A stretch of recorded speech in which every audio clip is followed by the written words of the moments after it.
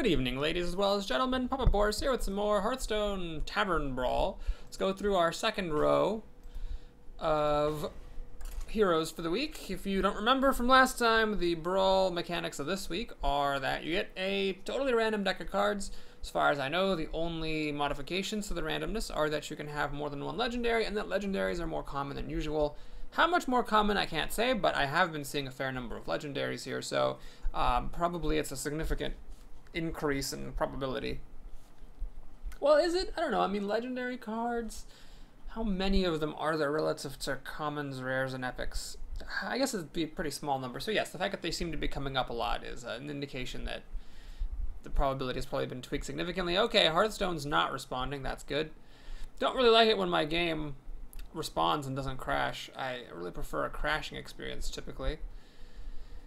Like at the end of the last arena run. Oh god, that was brutal. Spoilers. Okay. What do we got here? Besides the thing that's lagging like crazy for absolutely no reason.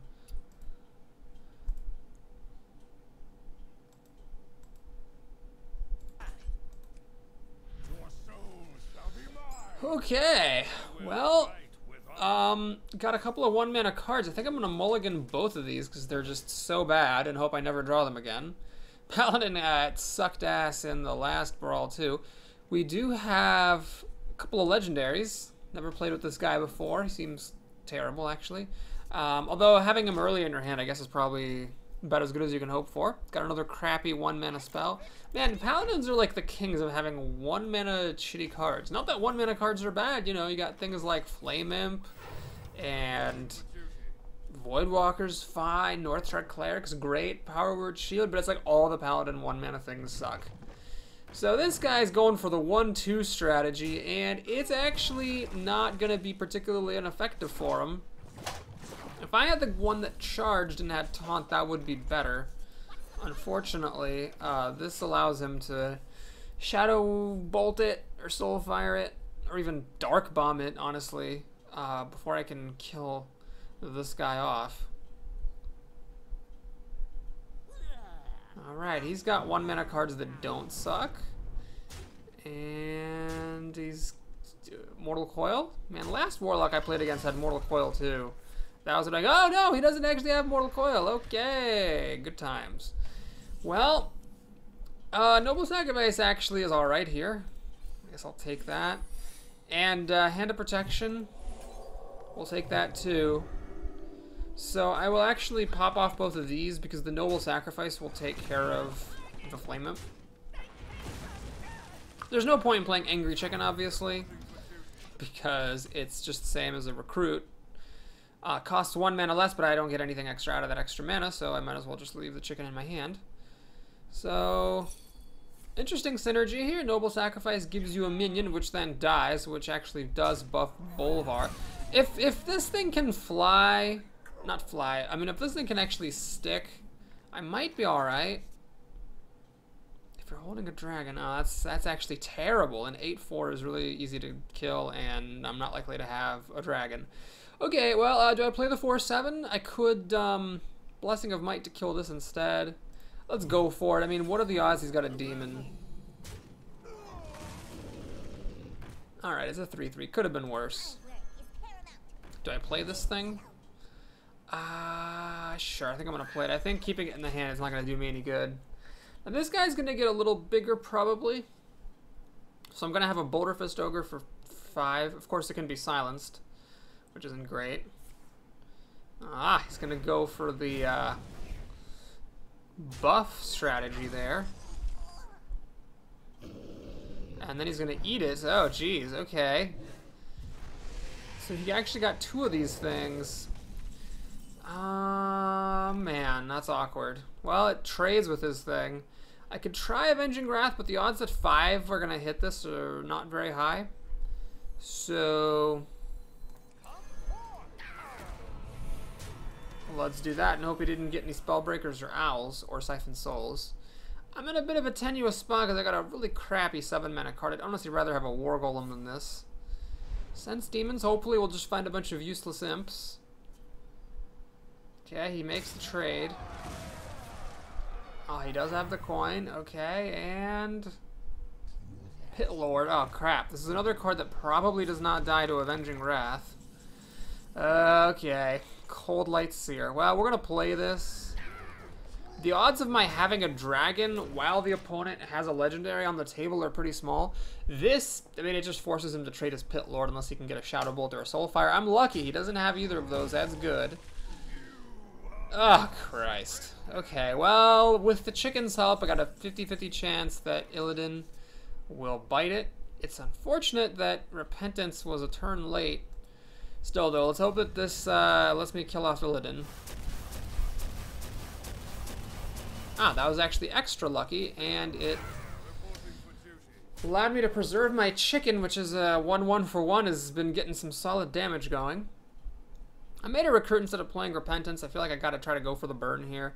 Have to hope for some charge creatures or a True Silver or a Hammer or something to finish the opponent off with. I'm just gonna lose on cards. Okay, well, it's unfortunate that he played this now. That obviously would have been nice to have my my Avenging Wrath be free. He's got 8 power on the table, and I have this.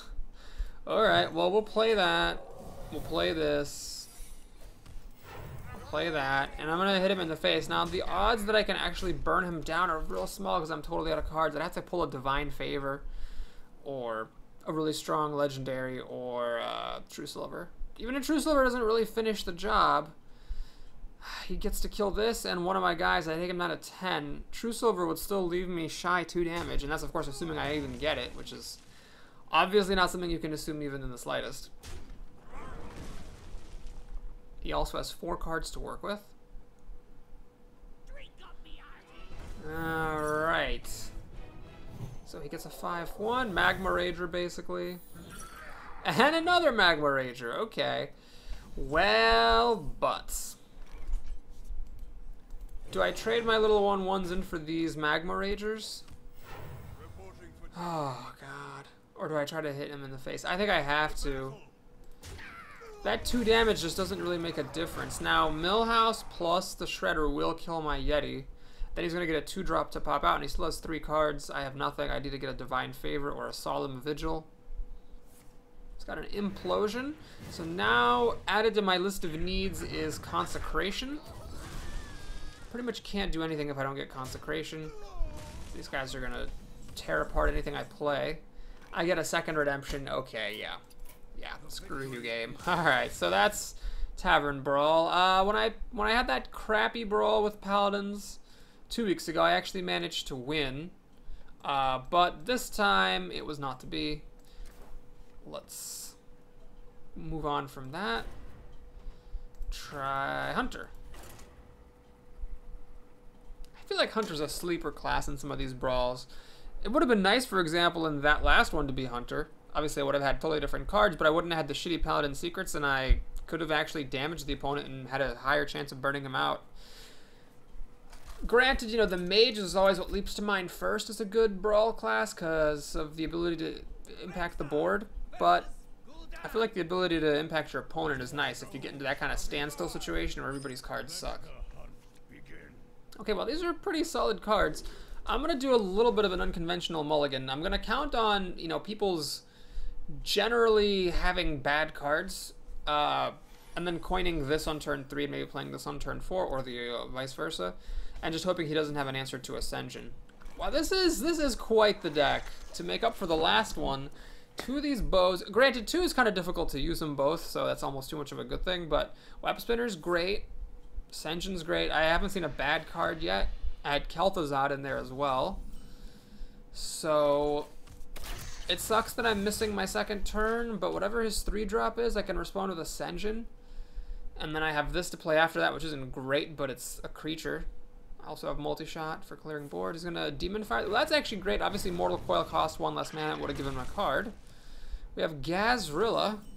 Alright, still have not seen a bad card. This is amazing. Now, the problem with this hand is that I can only play 1 card a turn. That makes me pretty rigid. With that said, if this Senjin is as good as I was hoping he would be, then I'll be okay. Life tap, so turn 4 life tap is really good to see. I don't mind him losing health. I don't mind him not making any progress on the board. And he just apparently does nothing but crap. Okay, great. So, trying to have a winning record. Started off with a little bit of a handicap there. It all comes down to this druid run now.